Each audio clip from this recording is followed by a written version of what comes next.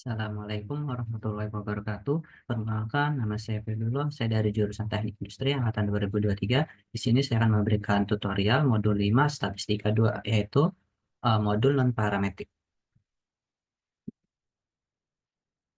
Sebelum memulai tugas mingguan ini, di sini ada catatan. Catatannya itu bahwa uh, untuk shift 2 itu kerjakan hanya bagian nomor 2, 4, 5, dan 7. Dan di sini juga ada untuk bagian Minitab cukup jelaskan hasil yang diperolehnya saja. Baik.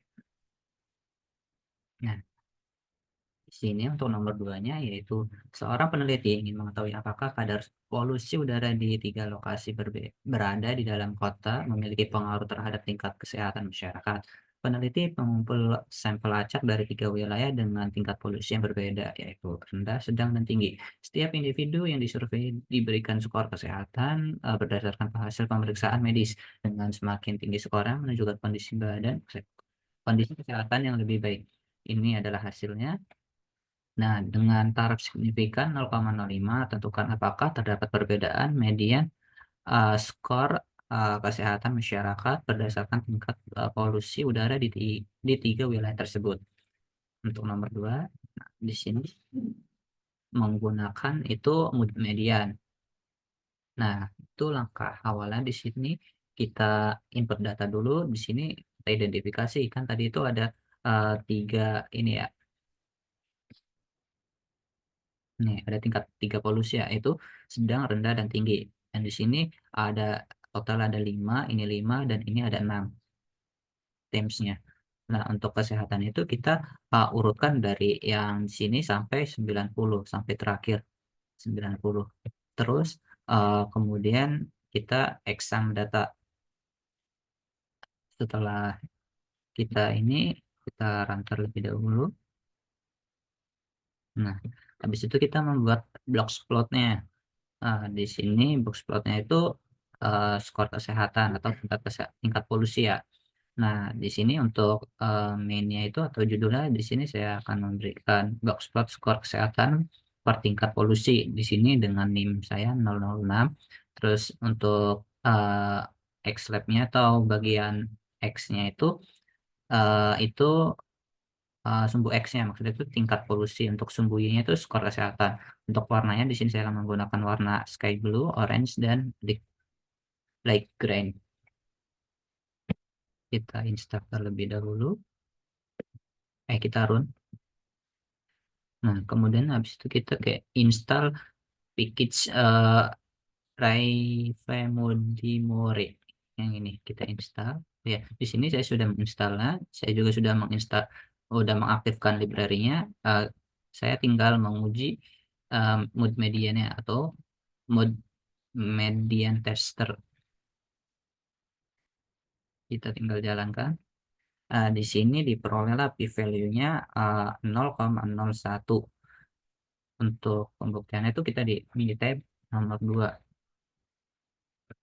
Nah, di sini dari nomor 2 nih, tabelnya sama. Untuk tabelnya seperti ini, tingkat polusi itu yang ringan, sedang, dan tinggi itu, kalau untuk ringan 1, sedang itu 2, dan tinggi itu 3, dijadiin satu kolom seperti ini. Untuk datanya juga semua data itu dijadiin satu kolom, terus diperolehlah hasilnya 0,01 0,01958, sama seperti yang di RStudio. Selanjutnya yaitu nomor 4. Nomor 4 itu di sini Bang Osik ingin mengetahui apakah perubahan tampilan antarmuka aplikasi mobile dapat mempengaruhi jumlah transaksi yang dilakukan oleh nasabah. Sebanyak 10 nasabah Bang Osik dipilih secara acak. Jumlah transaksi mereka dapat dalam seminggu sebelum dan sesudah pembaruan aplikasi telah dicatat pada tabel 4. Tabelnya itu ini.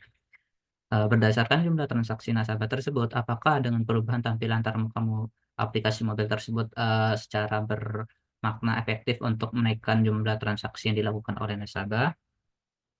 Nah, untuk nomor 4 sendiri itu menggunakan uji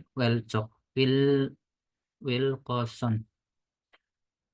Nah, di sini kita input datanya dulu terlebih dahulu sebelum pembaruan aplikasi, kita masukin angka-angkanya di yang di tabel ini. Terus di sini juga ada setelah pembaruan aplikasi. Terus habis itu kita langsung uji tes Wilcoxon-nya itu. Sukun. Eh,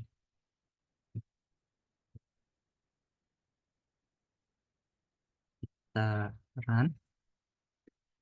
Di sini diperolehlah p-value-nya 0,05. Nah, untuk di sini nomor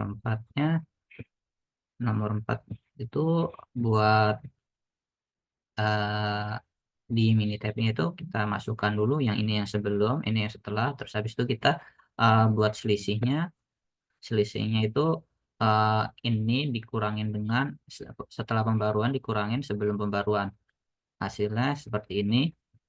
Habis itu kita uji eh, Wilkerson-nya ini.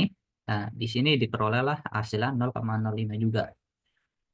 Selanjutnya yaitu untuk nomor 5. Untuk meningkatkan performa siswa dalam memahami materi, Laboratorium OSIK memberikan akses ke platform belajar online kepada sebagian mahasiswa sebagai tambahan sumber belajar. Salah satu sumbernya yaitu dilakukan evaluasi untuk melihat apakah ada perbedaan signifikan dalam nilai ujian akhir antara mahasiswa yang dapat mengakses ke platform tersebut dan yang tidak.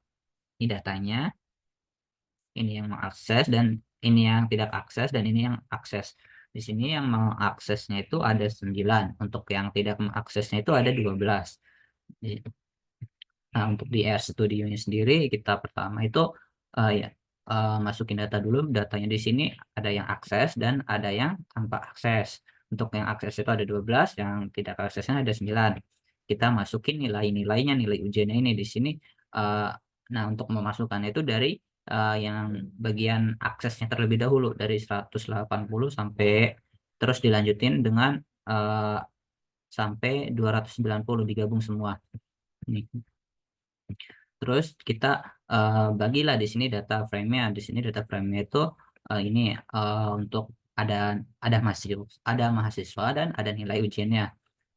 Di sini kita mau split data mahasiswanya. Nah, di sini kita tinggal run saja.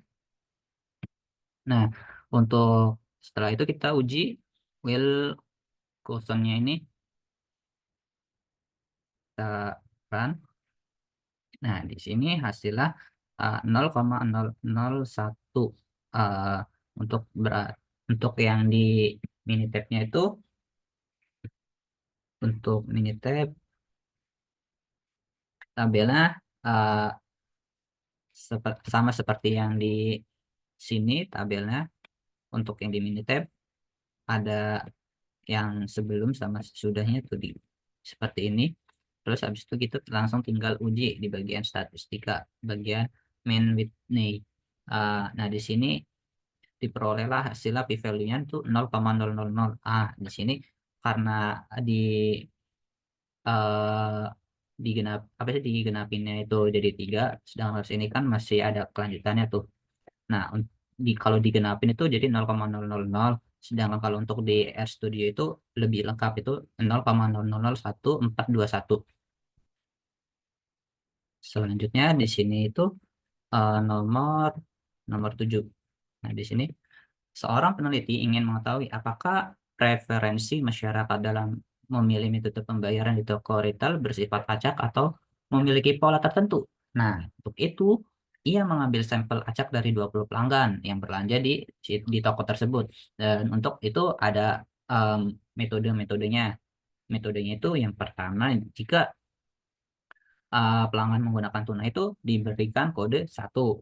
Untuk yang non tunai itu berikan kode 0. Nah, di sini tunai itu 1, non tunai itu 0. Nah, di sini untuk nomor 7 sendiri itu menggunakan rantes. Nah, langkah langkah pertama itu kita install bagian rentesnya, terus tes the seriesnya ini, the seriesnya.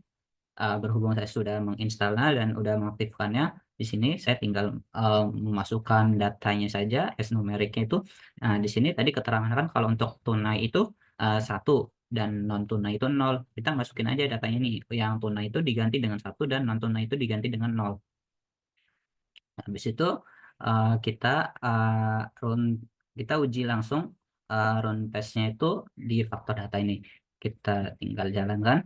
Nah, di sini hasil P value-nya itu 0,5023.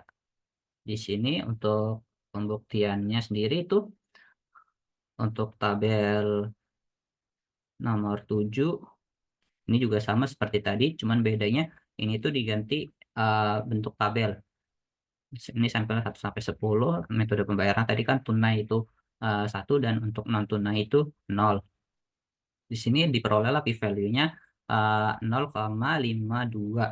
eee, ini sama saja, ini 0,5023.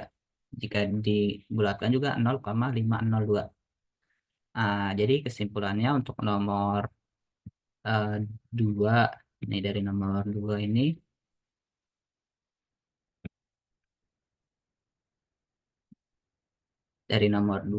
diperolehlah, hasilnya,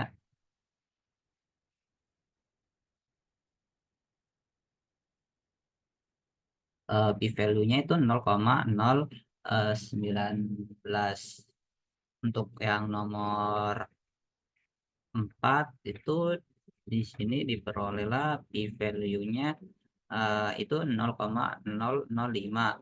Untuk nomor, mmm, yang nomor 5 di sini, P value-nya yaitu 0,001421. Sedangkan untuk yang nomor 7-nya yaitu diperolehlah hasilnya, P value-nya, mmm, value-nya diperolehlah 0,55023. Sekian dari saya, kurang lebihnya mohon maaf. Wassalamualaikum warahmatullahi wabarakatuh.